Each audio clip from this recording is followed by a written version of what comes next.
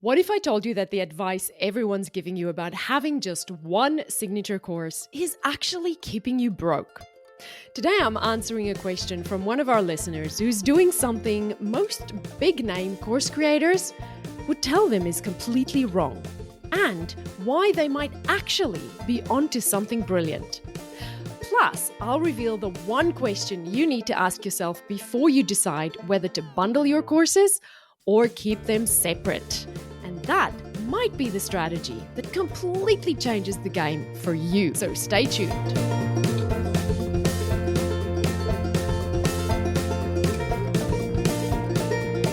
Hello, everybody. It's nice to be here with you today.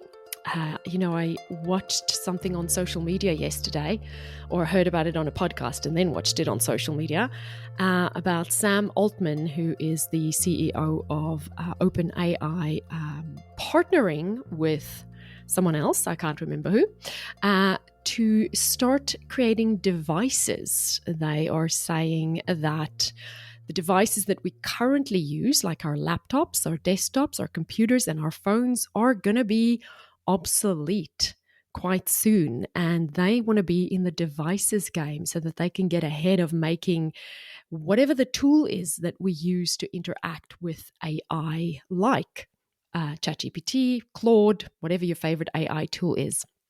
I just think this is so interesting. And I have, as much as I love AI, and I really do love AI, I'm finding myself more and more stepping back from digital engagement. Of course, everything in my work world is digital.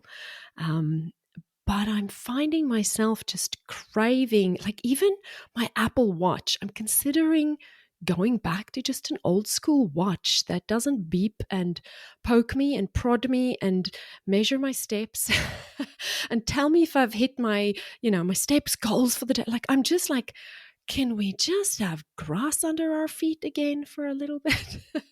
I don't know if it's just where I'm at, and with this whole, like, I'm just simplifying everything and making my life as uncomplicated as possible, which I'm really enjoying. So I wonder what you think. What do you think about Sam Altman?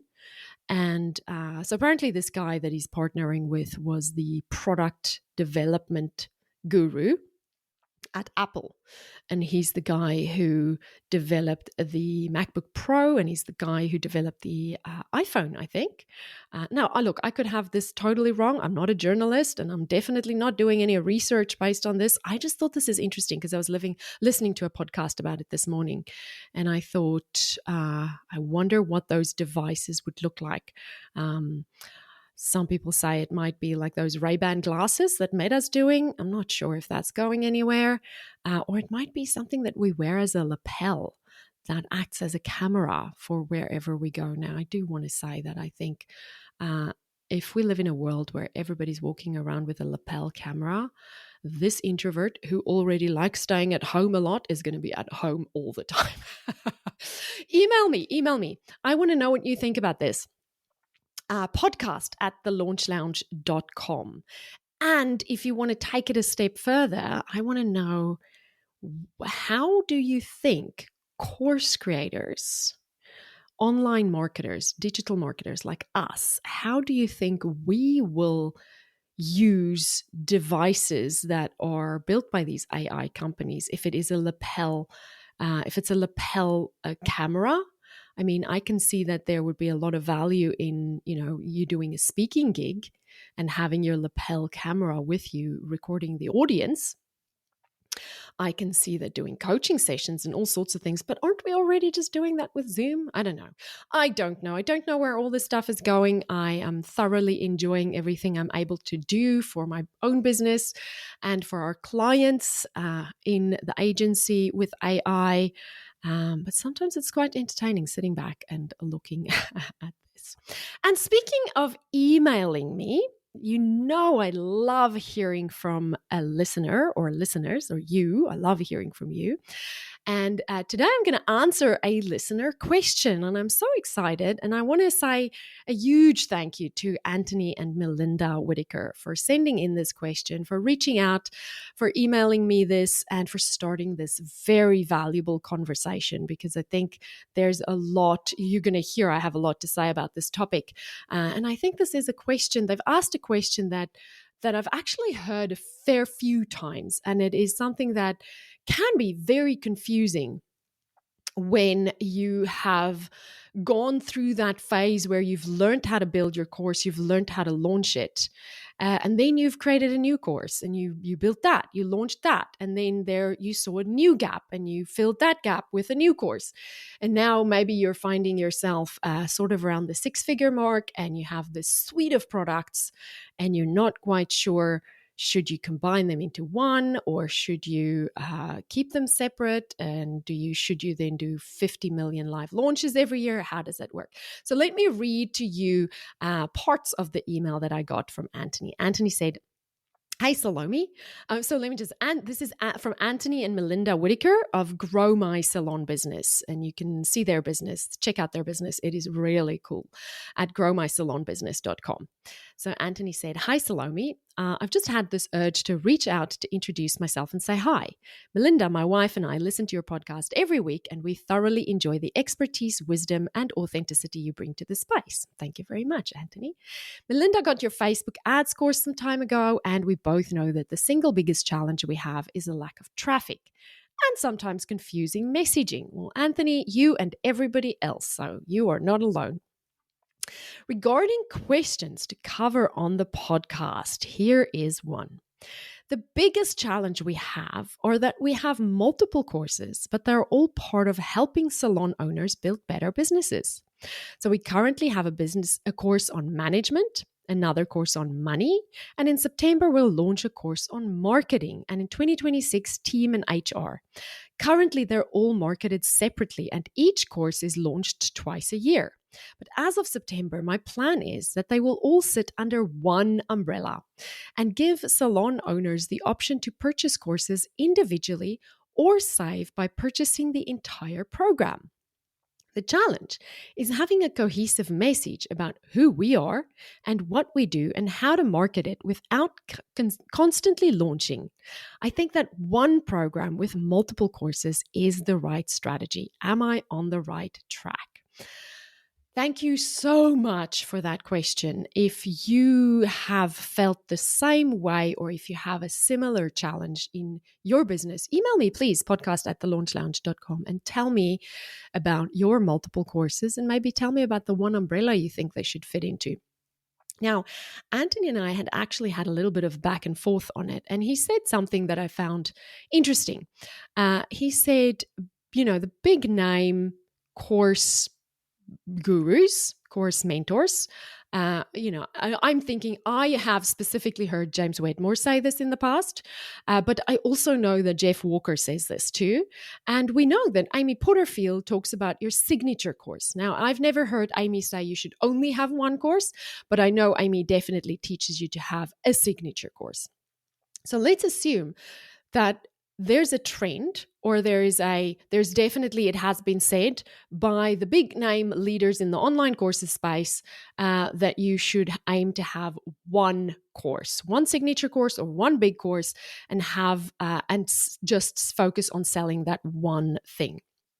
Now, I have a few thoughts about that. The first one is, I want you to always be careful when anyone says you have to do just one thing, right? I've been doing this for so long that I have done all the one things, and I have seen the seasons of all these one things come and go. And then, today it's one course is the thing, and then everybody does it because everybody who's doing it is telling everybody that's the thing to do, and then everybody does it. But then I see someone else who's killing it, who's doing the opposite. And I go, well, hang on a second. That person's making a killing, and they are doing the opposite of what everyone is saying. This is what's working now.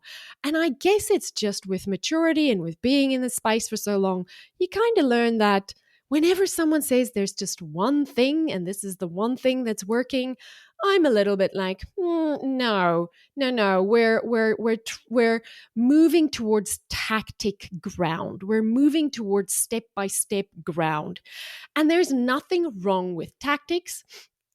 There's nothing wrong with step by step, but it only gets you so far. It only gets you out of startup mode. And once you're out of startup mode, you need to understand the marketing principles, the bigger picture stuff, the strategic stuff behind those tactics. And it can be challenging when you've been spoon fed and you've been trained to think like a child. And now you have a business that requires adult thinking to then start thinking like an adult. So be careful when people say you have to do one thing. I think there's often something in it for them when they say you've got to, this is the way, or this is how everyone's doing it, or this is what's working right now. I always ask, is it because they've just switched strategies? Is it because this is what they're doing right now? Is it because, if they're an expert teaching people what to do and they're clearly just put a flag in the ground for a certain tactic, of course, they're going to say this is what works, but it creates black and white thinking, and it closes your brain off to other possibilities and other ways. And I think this is where trusting your intuition comes in. I feel like we follow the guidance of people who are leaders in the industry until what they're doing and what they're teaching and I include myself in that, right? And because I love it when students mature beyond what I'm able to give them. But we until our inside starts clashing so much with what we're doing on the outside, and then we can come back to this space where we can say, well, hang on a second, what works for me? What is in my heart? What works for my audience? And that's a really good place to be, because that's where life comes from. That's where, and ultimately we are creators. We create new things. Life is born from our ideas. And so we've got to be careful to lean too much into black and white thinking. What's valid about this advice of just having one signature course is this. Most people create one course and never fully optimize that funnel. And I can tell you this because I've worked with so many clients in the agency. I've seen so many people's back ends. I always giggle a little bit when I say that, but is there another word to say the behind the scenes of their business other than their back ends? Most people create a course and they never fully optimize it. And that's probably because of a lack of education, right? They don't know what they don't know. And so they don't know how to fix what they don't know is broken, right? But they create one course, and then instead of leaning into the hard, tough, self-evaluating, marketing evaluating, spreadsheet stuff that a lot of people don't want to do, they just create another course, because now we're out of our comfort zone. Like, that's something that we've done before. So we're out of our comfort zone, and it feels more comfortable doing that than leaning into how do I fix what's not working in my marketing. So they end up always inventing new things, iterating, and never scaling anything. And that is a recipe for burnout. It's a recipe for working your tail off. It's a recipe for live launch hamster wheel. And it is, you're not maximizing your funnels, and you don't end up with funnels that are fine-tuned and that are bringing in money for you in your sleep. So build and launch one course, and continue to launch that one course until you know that the funnel is fully optimized. When that funnel is fully optimized, then add a new course into it. So don't make the mistake of just adding more and more and more because you didn't fully optimize the first one. And I think when I looked at what Jeff Walker actually says about this, I know this is what he's talking about, because he obviously also sees people doing this. I don't know, other people like James Wedmore and whoever, I don't know what they mean, but I know Jeff says, please do not invent new things if you haven't fully optimized the thing you've already invented. And I totally agree with him. Understand that your one course is at some point, especially if it's evergreen, going to hit a plateau. I talked about that in a previous episode. The episode is called The $2 million Problem That They Didn't See Coming. Every funnel that you scale, that is optimized and scaled, is going to hit a plateau because businesses grow and scale in an S curve. It's not just up and up and up. It takes a while to go up, and then it goes up and it grows, and then it plateaus again.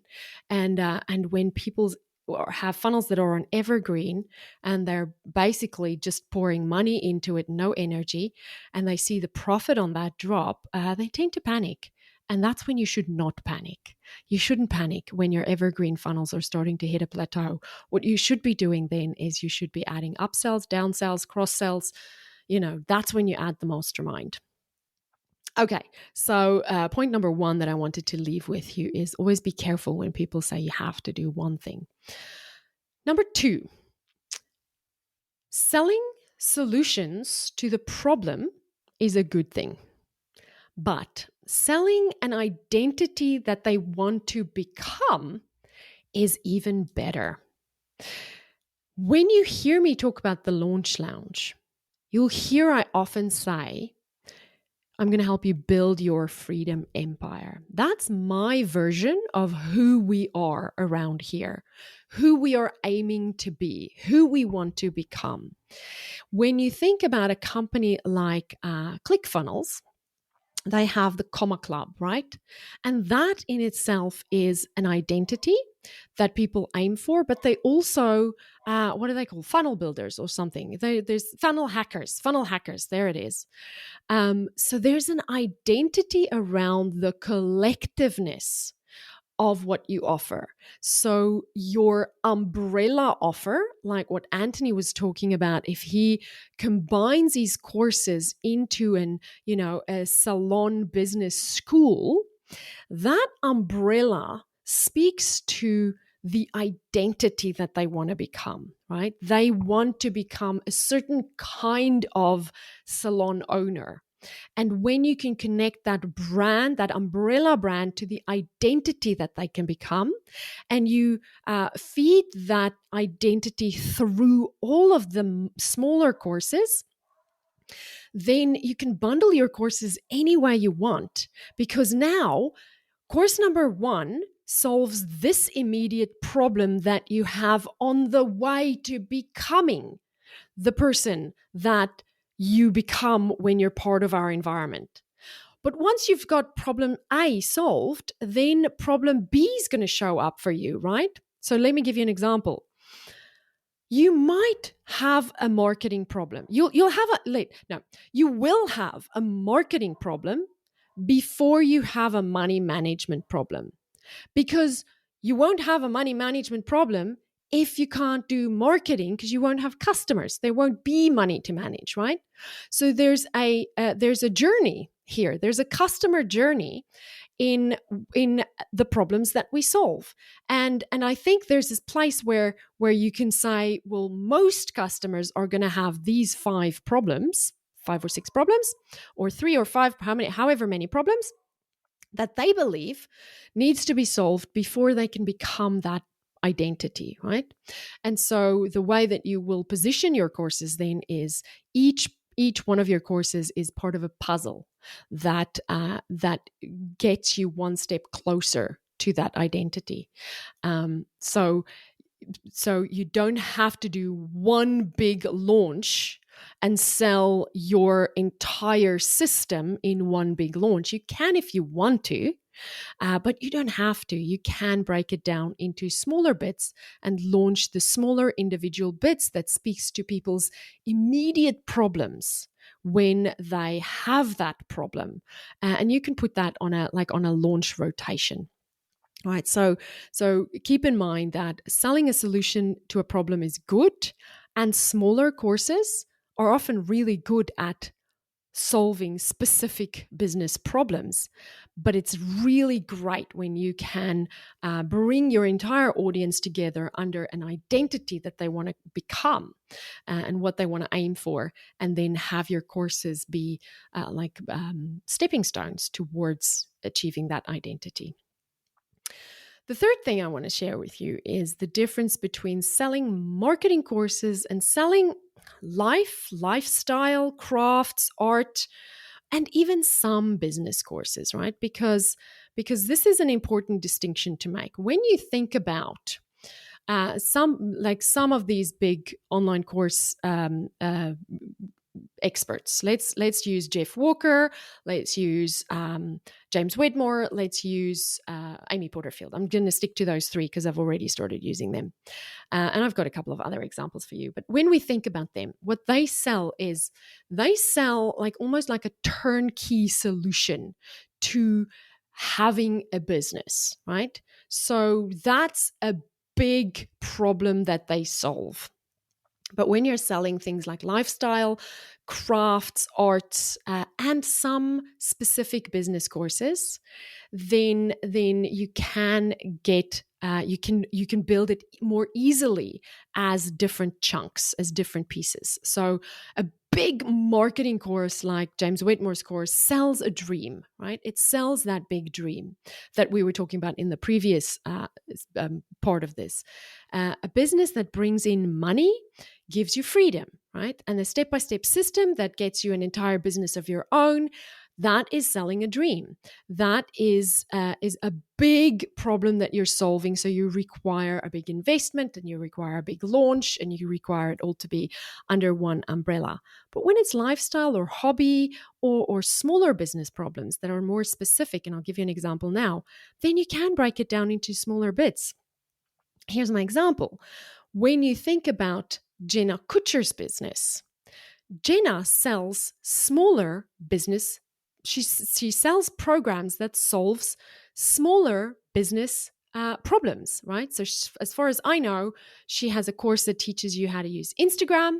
She has a course that teaches you how to use Pinterest. And she has a course that teaches you how to build your email list, right? Small problems, specific problems. As far as I can tell, none of her problems are linked to an identity unless it is the identity that she has in her podcast, which is, I forget the name now. Hold on, let me look up the name. Gold Digger. There you go. I haven't never heard her call her audience gold diggers. I've never heard her talk about becoming a gold digger. So I'm not sure if she's setting that up as, but yeah, I will admit I'm not super focused on her messaging. But I do like that she is an example for all of you of what is possible when you solve smaller, more specific problems at scale. You don't have to have a big course like what Amy Porterfield has. You can do it the way Jenna does it, where she solves smaller problems. The other person who does this incredibly well is Ezra Firestone. Now, I know Ezra is a little bit he's sort of online course adjacent. So so I know Ezra well and his audience well, but I think that's from the ads side of things. Ezra is absolutely, in my view, one of the leaders in entrepreneurship training and in understanding how to build businesses, both e-commerce and online courses. He is more known in the e-commerce space, and he has, I believe, built multiple 8-figure, 9-figure, I don't know, massive e-commerce businesses and sold them as well. And so he teaches a lot about running an e-commerce business. He teaches marketing. He has, his team has an ads course. His team has a Google ads course. His team has a YouTube course. His team has a social media course. And they solve big business problems, but they have multiple courses. There's not just one course. And he does that successfully. And it is because he understands how to create promotions. And we're going to talk about that at the end of this. At the end of this episode, we're going to talk about promotions with these smaller courses, because if anybody does it really well, it's Ezra. And Ezra understands how to just create top of funnel, middle of funnel, bottom of funnel, whether you're selling a widget or a course, because ultimately that's what it comes down to, all of it. All right. So that was number 3. That was just about understanding the difference between solving big problems and small problems, and that is especially applicable if you are selling something like lifestyle products or arts and crafts products. But it can also be applied to business, like Jenna and Ezra.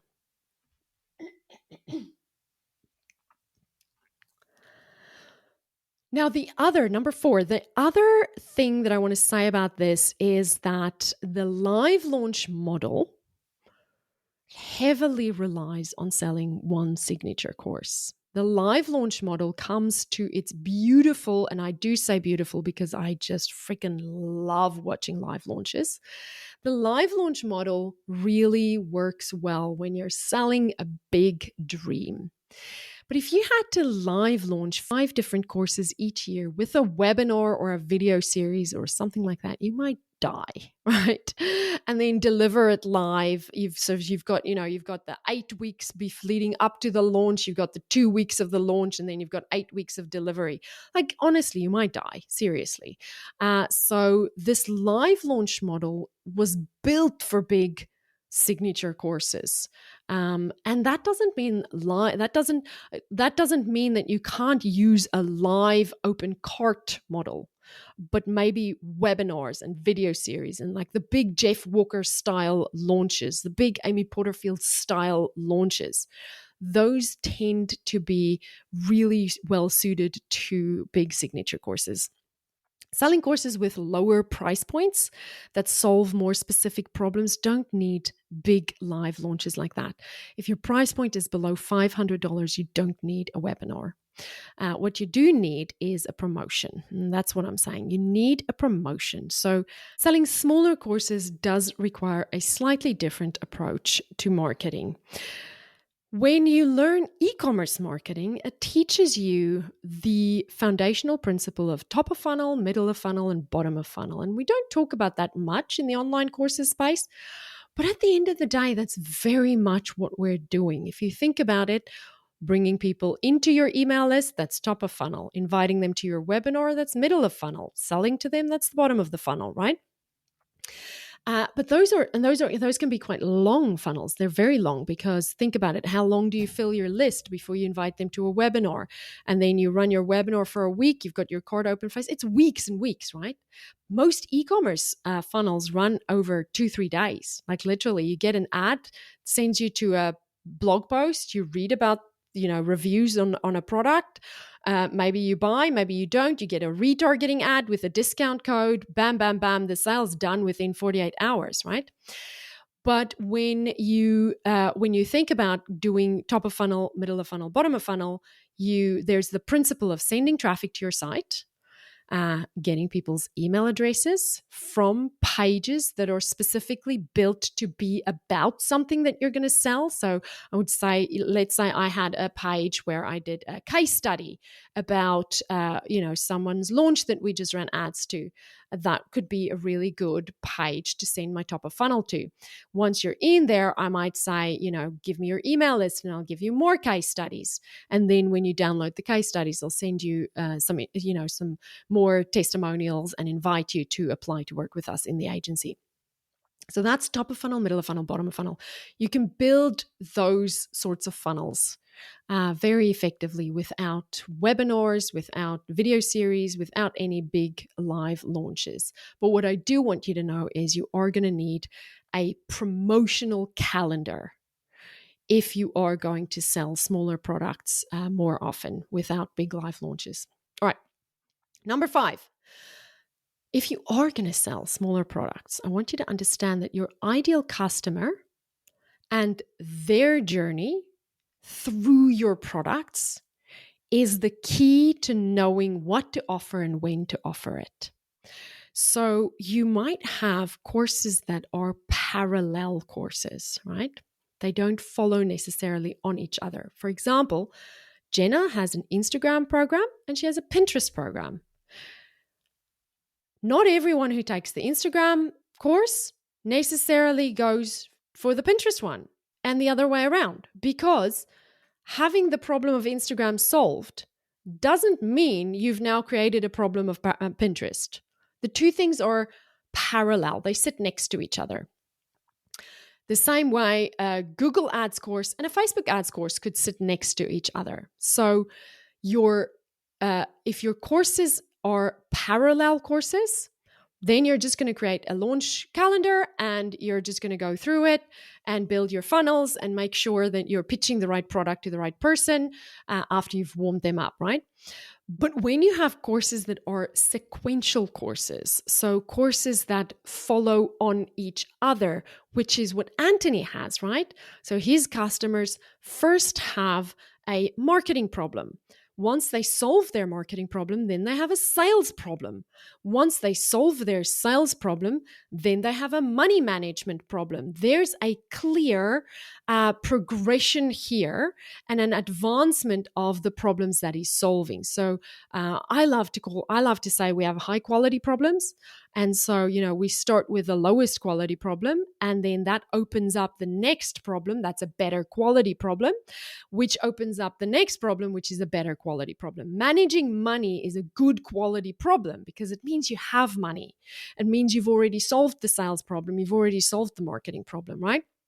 Having HR problems, team problems is a high quality problem because it means you have people who are working for you, which means you probably have marketing and sales figured out, right? So these are sequential courses. And so when you look at your customer journey, and you can understand someone is likely to go from this course to that course to that course to that course, then that can help you because now you can run multiple funnels at the same time. And the people who are just coming in, you'll offer them this course.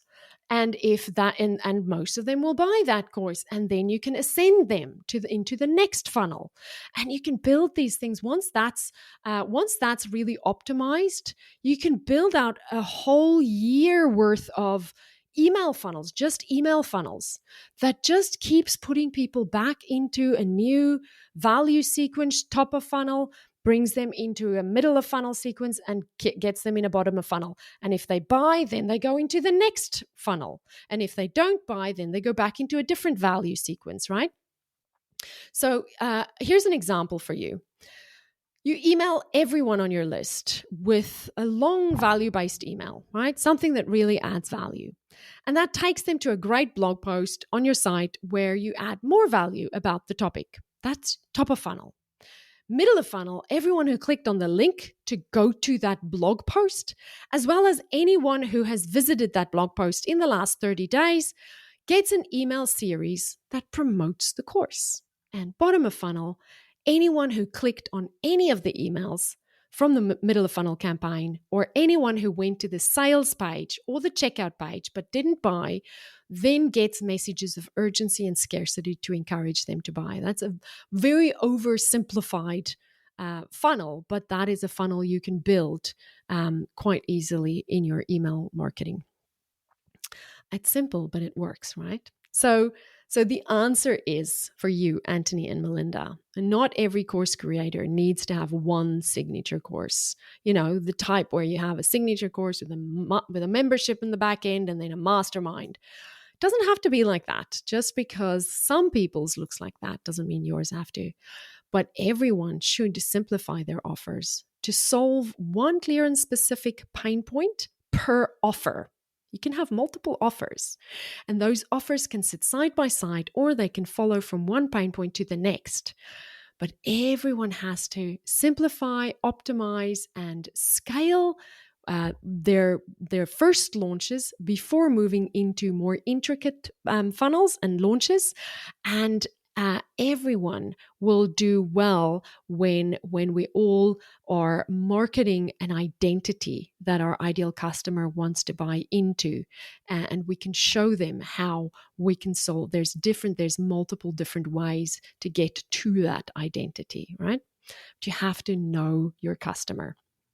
So listen, here's what I want you to remember as you go and build your freedom empire. See what I did there? There's no one-size-fits-all formula for success. The guru's telling you there's only one way to do this. They're wrong. Your audience is constantly telling you what they want. through their questions, through their buying behavior, and through their engagement. And I want you to learn to trust that. Trust yourself to listen and respond to what they need, not to what someone else on Instagram says you should be doing. But there is the non-negotiable part to this. Whatever path you choose, whether it's one signature course or multiple smaller offers, you have to optimize and scale what works before you go and create new shiny objects. Master one funnel, perfect one offer, and scale one system, and then expand. You have permission to build your business your way, as long as you're building it strategically. Your freedom empire doesn't have to look like anyone else's. It just has to work for you and serve your people incredibly well. And that email address that I want you to send me an email at is podcast@thelaunchlounge.com. I want to hear, how are you going to consolidate your courses? How are you going to choose one course that you're going to optimize and scale? And has this been helpful for you to understand that you can unify your audience under one umbrella that helps them become someone that they want to be and still have multiple different offers under there? That's a lot of things I've just asked you to email me about. Just email me one thing about what you learned today. All right, tune in on Thursday because we are diving into episode 280 called Boost Your Cash Flow with Upsells and Downsells. And I'm going to show you exactly how to squeeze more revenue out of your existing customers without being sleazy about it. And trust me, this is the episode that's going to make you wonder why you've been leaving money on the table for so long. Until then, go and build your freedom empire. Bye for now. Before you go, if today's episode helped you, imagine how many more lives could be transformed if other creators, coaches, and experts found these strategies too. Your shares and reviews help more course creators discover how to get their knowledge out into the world. Please take a moment to rate the show and leave a quick review. When you do, we get to reach more people and we make a bigger impact together. Because when more people who help people succeed, the world becomes a better place. Thank you.